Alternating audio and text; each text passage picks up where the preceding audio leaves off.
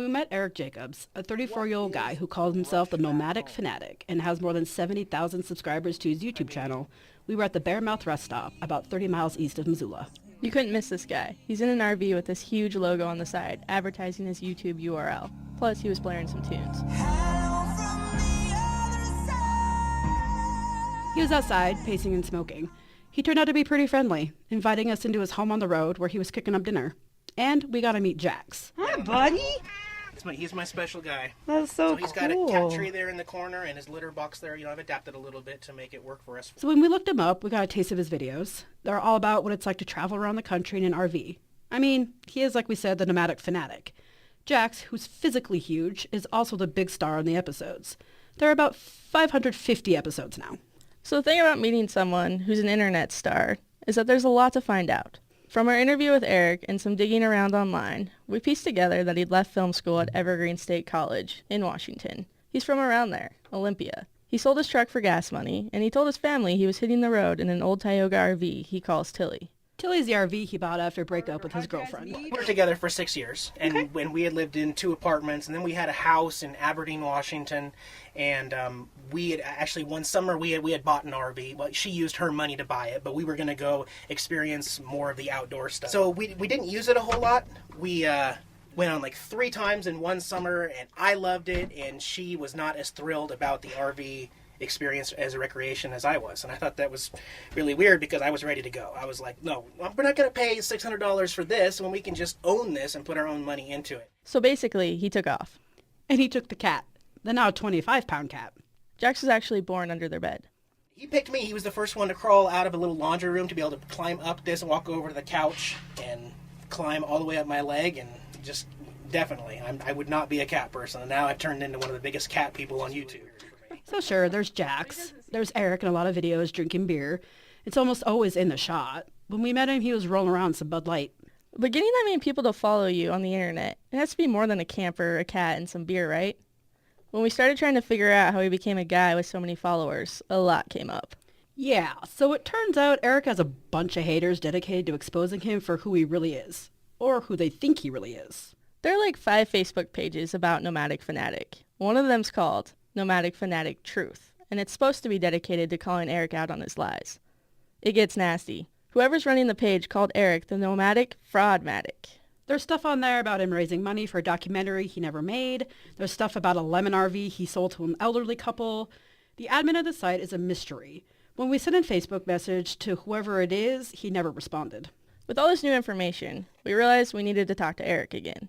We caught up over Facebook video chat, and the recording's not great. Here's what he had to say about the Nomadic Fanatic Truth page. Yeah, no, that's just a secret clan of people that are haters. There's only one that I know of that's a supporter page, and that's Nomadic Fanatic Unite, and that's kind of run by just a friend of mine over in Kentucky, I think. And I don't want to have a whole bunch of things to monitor and keep track of on the road.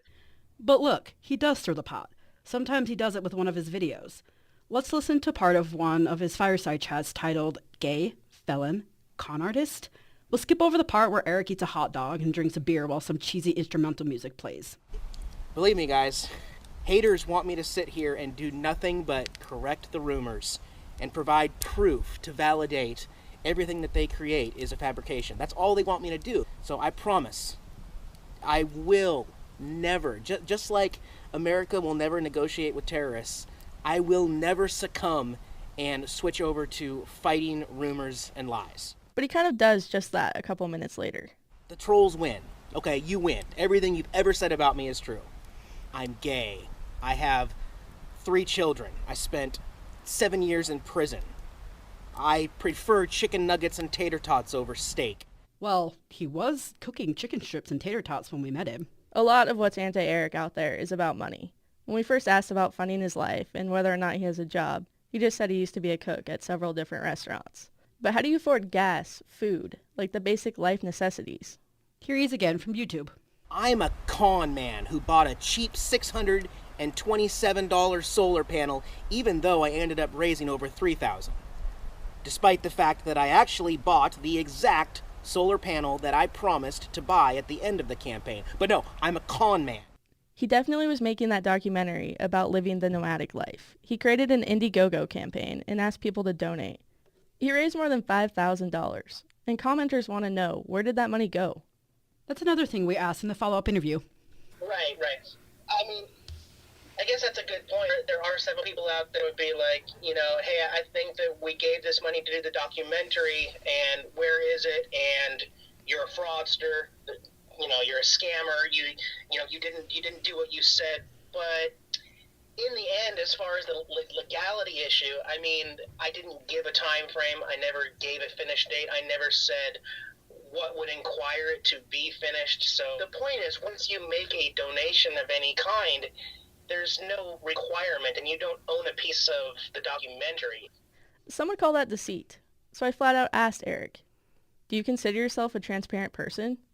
I am really an open and honest person, but when it comes to filming my life, I'm also very open about the fact that you're only seeing about 5% of my life on video, and that's by choice. We contacted his ex-girlfriend, Jada Nielsen, to get some insight into what Eric was like off video, and to find out if he did just run off with her RV and their cat. But Jada wasn't willing to talk with us. She did, however, contact Eric to let him know we were trying to talk to her. He sent us a message saying that she doesn't trust easily. Apparently, Eric's internet fame has caused some problems for Jada. As in, he says some of his haters have sent boxes of human feces to her physical address. His haters also reference his alleged criminal record. And that we can find out about. So we did. It ranged from suspended license to Class B felony for burglary. When we asked Eric, he at first said no comment, and then added, But I will say this, if you find one on there that is a restraining order from one of my exes in like 2004, that one is me. And that is still, I think it's Olympia. Got a restraining order put on, and it went like 2 weeks or something like that, and then she didn't renew it. So that'll always be on my record. I'm never going to argue that one. All right. So why the restraining order? What happened? Well, in high school, I had a girlfriend who had written a love note to another guy, and that guy ripped up the love note, and then another girl handed me that love note, and I had that note, and she got really mad about it and was basically trying to rip the note out of my hand, saying it wasn't mine, and we got into a pushing match. And then 4 hours later, cops showed up and said, Eric, this girl says you choked her. And it was like, the hell are you talking about? Like I said, it still exists there in paper. You can still find a temporary restraining order under my name. So After we ended the Facebook video chat, we were thinking about everything we had said and realized some things just did not add up. In 2004, the time of the 2-week restraining order, that he said happened when he was in high school. If he's going to be 35 on June 5th, which is what he told us, then he was born in 1981. And that birth date checked out on his records. meaning that in 2004, he would have been a 23-year-old high schooler. So unless he was held back for a few years, pretty unlikely. Add on the fact that the restraining order never showed up on the background check we bought, in which he confirmed was his after he found out he changed his last name. I changed my name because I thought it was hard to pronounce my last name, and I thought that it would be more convenient to move my middle name to my last name, and then that way it wouldn't be offensive to my parents. Eric never fessed up to the other charges, but never denied them either. Here's the thing. When we met this guy at the rest stop, someone who from the get-go clearly had a story, we were psyched. I mean, the RV, the cat, the YouTube. And here's the other thing. We are actually reporters, students who have learned a few things in journalism school, and people we meet out there, they're complicated. There's more to their story than they might be willing to tell you. We know there's more to Eric's story. But until we figure it all out, at least there are updates from the road. What do you see, Jax? What is it? Did you find water? Good boy. Talking to the Nomadic Fanatic, I'm Tana Wilson. And I'm Jillian Wiggers.